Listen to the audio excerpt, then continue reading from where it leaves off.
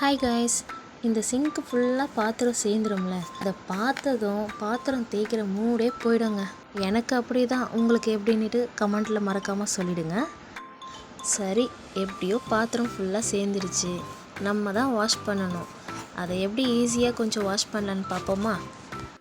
First பெரிய பெரிய பாத்திரம்லாம் இருக்குல்ல, அதெல்லாம் வாஷ் பண்ணிடலாம். ஏன்னா இதுதான் பாதி ஸ்பேஸ் அடைச்சிடுதுங்க. இந்த மெத்தடில் வாஷ் பண்ணால் கொஞ்சம் ஒர்க்கு முடிஞ்ச மாதிரி இருக்கும். நீங்கள் நினைக்கலாம், அட எல்லா பாத்திரமும் நம்ம தான் வாஷ் பண்ண போகிறோம், அதை எப்படி வாஷ் பண்ணால் என்ன அப்படின்னு நினைப்பீங்க. என்னை திட்டவும் செய்வீங்க, இவங்க என்ன கம்பி கட்டுற கதையெல்லாம் சொல்லிகிட்ருக்காங்கன்னுட்டு. அது அப்படி இல்லைங்க. நம்ம மைண்டு பாவம், காலையிலேருந்து எவ்வளவோ வேலை செஞ்சிட்ருக்கோம். செய்கிற ஒர்க்கை கொஞ்சம் டென்ஷன் இல்லாமல் செய்யலாம், அதை தான் சொல்ல வரேன் நான். இப்படி பெரிய பாத்திரம்லாம் வாஷ் பண்ணிட்டோன்னா பாதி ஒர்க்கு கம்மியான மாதிரியே ஆகிடும். அதுக்கப்புறம் குட்டி குட்டி சாமான் தான் இருக்கும். அதை பார்த்துனா அட இவ்வளோ தான் இருக்கா, முடிஞ்சிடுச்சு அப்படின்னு நம்ம மைண்டு சொல்லும். அதுக்காக தான் நான் இதை சொல்கிறேன். அந்த ரீசன்னால தான் இந்த மெத்தட் ட்ரை பண்ணி பாருங்கன்னு சொல்கிறேன். உங்களுக்கு இது யூஸ்ஃபுல்லாக இருந்தால் நீங்கள் ட்ரை பண்ணி பாருங்கள்.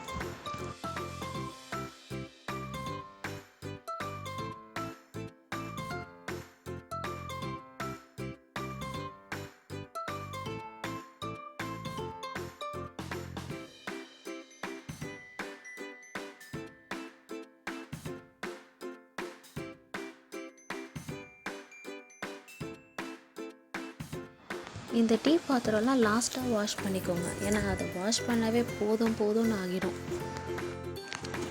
ஆல்மோஸ்ட் ஒர்க்கு முடிஞ்சிடுச்சு. எல்லாம் இப்போ குட்டி பாத்திரம் தான் இருக்குது. இது சீக்கிரம் வேலை முடிஞ்சிடுங்க.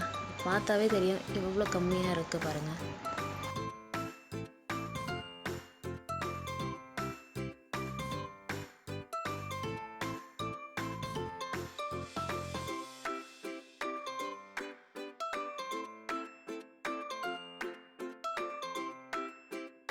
பாத்திரம் வாஷ் பண்ணதுக்கப்புறம் சிங்கை எப்போவுமே க்ளீன் பண்ணிவிடுங்க.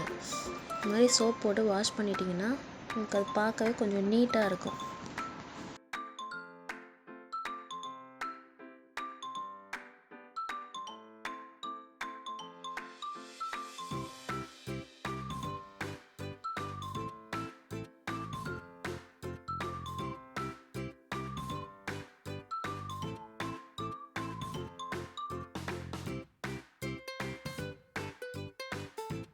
இந்த டிப் உங்களுக்கு பிடிச்சிருந்தா லைக் பண்ணுங்கள், ஷேர் பண்ணுங்கள், நம்ம சேனலுக்கு சப்ஸ்கிரைப் பண்ணுங்கள். நெக்ஸ்ட் ஒரு யூஸ்ஃபுல்லான டிப்ஸோடு பார்க்கலாம். பாய்.